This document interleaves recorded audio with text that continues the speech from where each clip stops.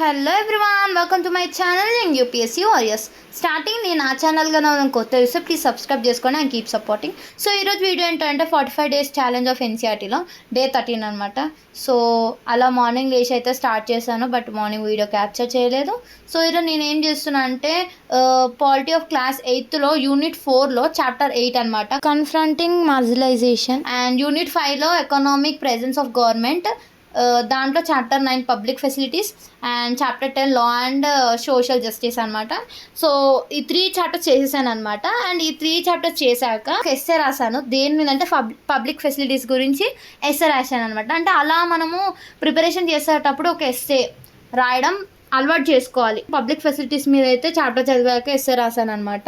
మెయిన్స్లో first paper 1 paper 2 మనకి 2 essay writings ఉంటాయి కదా, లాంగ్వేజ్ ఇండియన్ లాంగ్వేజ్. సో అప్పుడు రాసేటప్పుడు మనకు ఓన్గా ఎస్సే రాయడం మనం ఇప్పటి నుంచే కొంచెం ప్రాక్టీస్ చేస్తూ ఉంటాం కదా, రాస్తూ ఉంటే అలవాటు అవుతూ ఉంటుంది.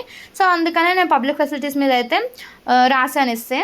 సో ఇంకా ఈ 3 చాప్టర్స్ అయితే డే మొత్తంలో కంప్లీట్ చేశాను ఈవినింగ్ వరకు. సో ఈరోజు మార్నింగ్ అయితే పూజ జరిగిండే అనమాట. పూజ చేసేసుకున్న దాని తర్వాత ఒక 10:30-11 వరకు అయితే అయిపోయింది పూజ. తర్వాత నేను స్టార్ట్ చేసి కంటిన్యూగా అయితే అంటే ఒక మధ్యలో బ్రేక్ తీసుకొని అయితే 8 to 10 వరకు అయితే చాప్టర్స్ కంప్లీట్ చేసేసాను. దీంతో మన పాలిటీ ఆఫ్ క్లాస్ 6, 7, 8 అంటే 3 క్లాసెస్ బుక్స్ కంప్లీట్ అయిపోయినాయి అనమాట.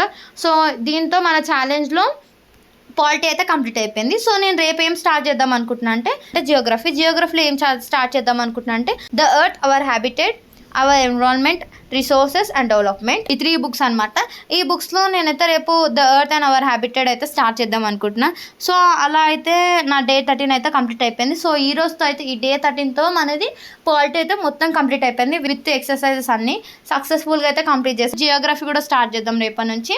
సో అది కూడా మంచిగా పాలిటీ లాగానే అర్థం చేసుకొని నీట్గా మెల్లిగా స్లోగా అర్థం చేసుకొని అయితే కంప్లీట్ చేద్దాం.